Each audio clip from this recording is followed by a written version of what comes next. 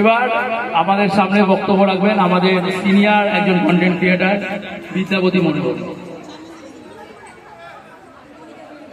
বিদ্যাদি, তোমার কিছু গুরুত্বপূর্ণ বক্তব্য সাধারণ মানুষের উদ্দেশ্যে রাখো। সবার আগে তো অর্পণদাকে অনেক ধন্যবাদ এত সুন্দর একটা প্ল্যাটফর্মে এইখানে আমাকে দাঁড় করানোর জন্য। আর বাকি সবার জন্য অনেক ভালোবাসা। তোমাদের ভালোবাসায় আজকে এইখানে এসে এত আনন্দ লাগছে, মানে একজন কন্টেন্ট ক্রিয়েটার হয়ে কোথাও সম্মান নেই আমাদের, বাড়িতে না, বাইরে না, কোথাও না, কিন্তু এইরকম একটা মিটআপে এত সম্মান পাওয়া যায় আর এত ভালোবাসা পাওয়া যায়, মানে এইটা যদি আমার পাড়ার লোকদের নিয়ে এসে এইখানে দেখাতে পারতাম তাহলে সব থেকে ভালো হতো।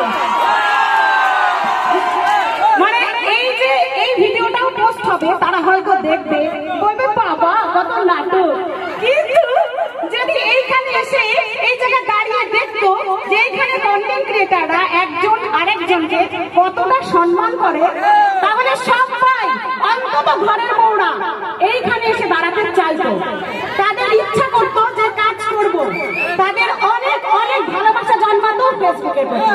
কারণ আমাদের পাড়ার লোক, আমাদের বাড়ির লোক আর আমাদের যত আত্মীয়, এইসব লোকের জন্য আমরা ফেসবুকে কাজ করতে পারি না। হ্যাঁ, এটা সত্যি কথা, এটা সত্যি কথা।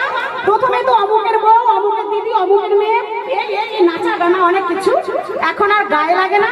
যখন এইটা আসে তখন বাড়ির লোকেরও আর গায়ে লাগে না।